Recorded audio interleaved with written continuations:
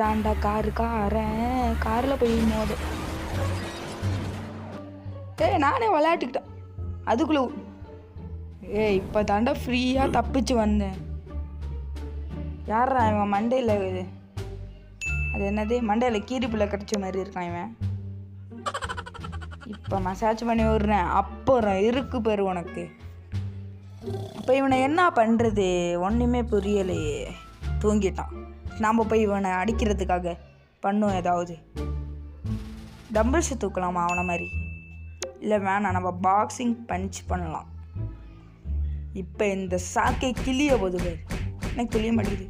கிழிஞ்சிரே கிளி. அவ்வளோதான், ஹார்ம்ஸ் வந்துருச்சு.